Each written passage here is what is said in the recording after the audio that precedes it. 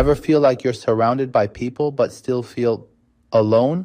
Like you're doing everything you're supposed to, but something's missing? I'm Mohammed. I've spent years moving through countries, cultures, and conversations, and if there's one thing I've learned, it's that life is more complicated and more human than we often admit. So I started this vlog, not to lecture, but to explore the things we all feel: identity, loneliness, faith, connection, and sometimes I'm joined by someone special. This is Namin, my funny, smart son. He's 5. But he asks the best questions, like, why do people smile when they're sad? And honestly, he gets to the heart of things faster than most adults. This isn't a typical vlog. It's a space to slow down, think out loud, and maybe hear something you've been ignoring inside yourself. Welcome to the conversation. Let's get curious together. Ever had this thought, if I just finish this last email, if I push a little harder, then I'll finally have balance. And yet, weeks pass, years pass, and still, you're chasing something that always moves just out of reach.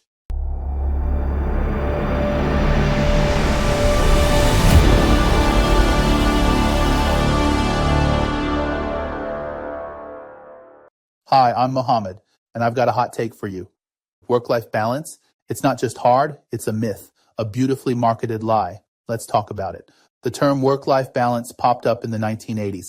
Corporate stress was rising, people were burning out, so someone came up with this charming idea: you just balance it all, work on one side, life on the other. Neat, clean, simple, except life doesn't work like that, and work sure as hell doesn't. Because emails don't care about your evening walk, and Slack messages don't respect your weekend, and that just one more thing feeling, it never ends. Work versus life. That's the equation we're given, as if work isn't part of life. My uncle said he's trying to have work-life balance. So I asked, is that like when I try to eat broccoli and cookies the same day? He said, kinda. But then I saw him answer emails during movie night, and during lunch, and during hide and seek. He didn't even find me. So maybe his balance is just more work with snacks? When I have homework, I do it. Then I go play. That's balance. But grown-ups, they keep working while eating, sleeping, even brushing teeth. If I was president, I'd make a rule: no emails after dinner. And everyone gets a nap, mandatory, with blankets. Also, if you check Slack during bedtime stories, you owe me 3 cookies. As if you can divide your energy cleanly between deadlines and dinners, Zoom calls and relationships. But the truth, work bleeds. It leaks into our mornings, our phones, our sleep. And when life gets hard, grief, illness, burnout, there's no pause button at the office. The very idea of balancing them assumes we have equal power over both. We don't. A lot of us think balance is a place we'll eventually reach. Like if we just push a little harder, clear our schedule, get through this season, then we'll finally arrive. But real life doesn't work like that. New tasks show up, priorities shift, energy changes. There's no perfect version of your calendar where everything aligns forever. Because balance isn't a finish line, it's a moving target. The goal isn't to get there, it's to keep checking in, noticing when something's off and giving yourself permission to adjust. Balance isn't a destination, it's a conversation. One time, I made a chart of my day. It had school, drawing, snack, screaming for no reason, more snack, nap. That's my balance. But my mom made a chart too. It just said work, more work, still working. That's not a chart, that's a prison. She said she's trying to be productive.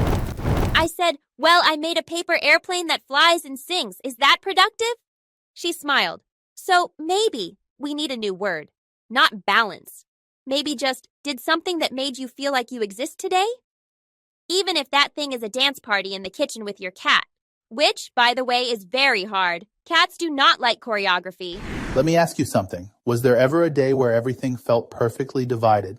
8 hours of deep work, 2 hours of gym, quality time with family, journaling, cooking, sleep, inbox zero, number, because we're not robots. We are emotional, chaotic, beautiful humans. And some weeks, work will take over. Other weeks, you'll drop balls, cancel meetings, and cry into rice. That's not failure. That's life. Here's the part that actually helps. Forget balance. Try alignment. Ask, does how I spend my time align with what matters most to me right now? Maybe that's career. Maybe it's healing. Maybe it's showing up for a sick parent or building something slowly But give yourself permission to shift because seasons change and so do you. Also, set boundaries that make you proud, not your boss, not the internet, you. Redefine productivity. Sometimes the most productive thing is a nap or a walk or turning your phone off. Talk about it. Normalize the mess. Don't let people think they're the only ones drowning.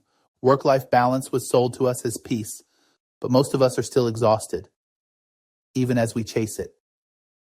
Maybe it's time we stop balancing and start choosing presence, choosing alignment, choosing to let go of the perfect schedule and embrace the imperfect now. Thanks for spending part of your day with me. If this hit home, I'd love to hear how you define balance, if you even believe in it anymore. Until next time, log off with courage, rest without guilt, and remember, you're allowed to just be.